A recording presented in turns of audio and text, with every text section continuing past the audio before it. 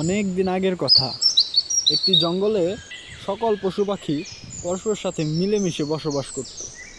তারা একে অপরের অনেক ভালো বন্ধু ছিল। বেশ ভালোই কাটছিল তাদের দিন। কিন্তু একদিন একটা দুষ্ট শিকারীর নজর তাদের জঙ্গলের উপর পড়ে যায়। সে জঙ্গল থেকে পশু পাখি ধরে বাজারে বিক্রি করা শুরু করে।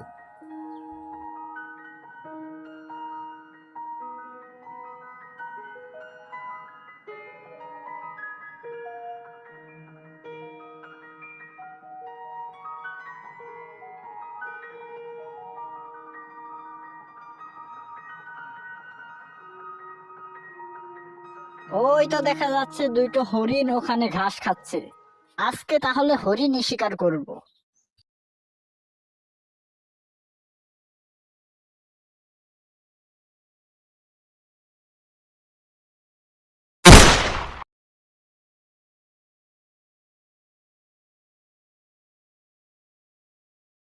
এরপর শিকারী হরিণকে নিয়ে তার বাড়িতে চলে যায়।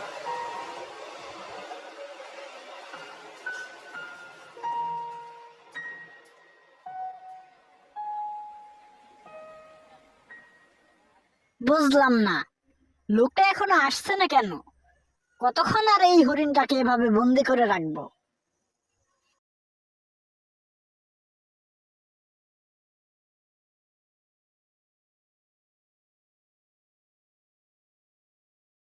এই নিন আপনার হরিণ, ঠিক যেমনটা চেয়েছিলেন। এতে ভালোই মাংস হবে।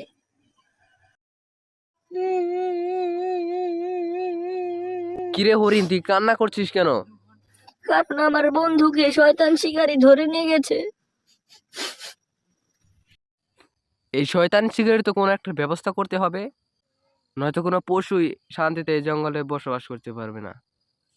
হরিণ, তুই আমার সাথে আয়, ঘটনাটা বাঘ মামাকে জানাতে হবে। কারণ রাজা সাহেব তো পাশের জঙ্গলে গেছে তার ভাইয়ের সাথে দেখা করতে।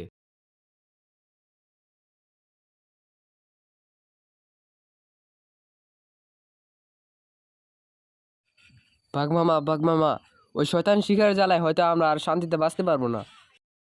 কেন? শিকারী আবার কি করলো? কারণ ওই শয়তান শিকারী একটু আগে আমাদের জঙ্গল থেকে একটা হরিণকে ধরে নিয়ে গেছে। ও, এই ব্যাপার। ওই শিকারীর এখন একটা ব্যবস্থা করতে হবে। জঙ্গলের সকল পশুকে এক জায়গায় আসতে বল। বল বাঘ মামা সবাইকে ডেকেছে।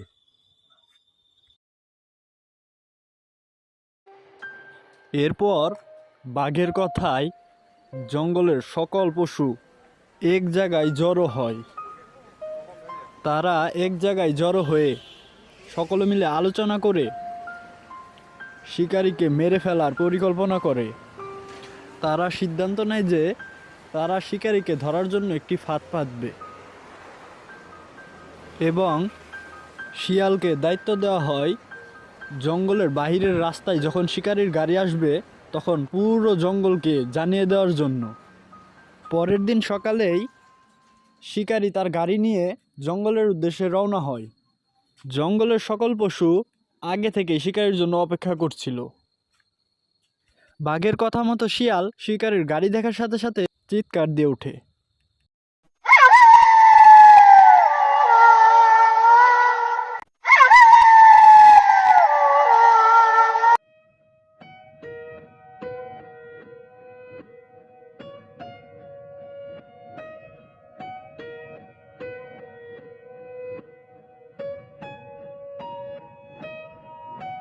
ব্যাপার কি?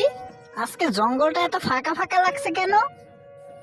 কোনো পাখির কিচিরমিচির শোনা যাচ্ছে না। কেমন যেন নিস্তব্ধ পরিবেশ। কালকে যেখান থেকে হরিণটা ধরলাম ওইদিকে গিয়ে দেখি।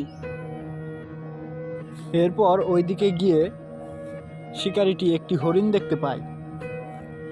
যখন শিকারী হরিণটিকে মারার জন্য বন্দুক তাক করে তখন বাঘ পিছন থেকে এসে শিকারীর উপর আক্রমণ করে। এতে শিকারী নিচে পড়ে যায় এবং উঠে দৌড় দেয়। বাঘও তাকে তাড়া করতে থাকে।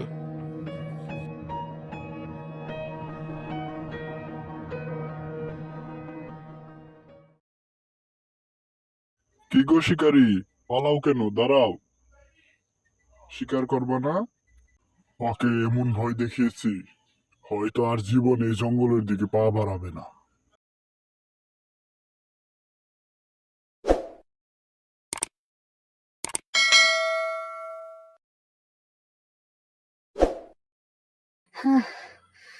অনেক কষ্ট করে বাঘের হাত থেকে বেঁচে ফিরেছি।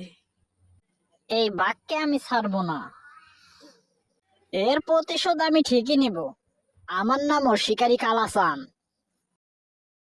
এরপর শিকারী তার মোবাইল ফোন ব্যবহার করে তার এক বন্ধু শিকারীকে ডাকে এবং তারা দুইজনে মিলে পরিকল্পনা করে যে তারা ওই জঙ্গলে আক্রমণ করবে এবং বাঘকে মেরে ফেলবে। অপরদিকে বাঘ সকল পশু পাখিকে ডেকে বলে,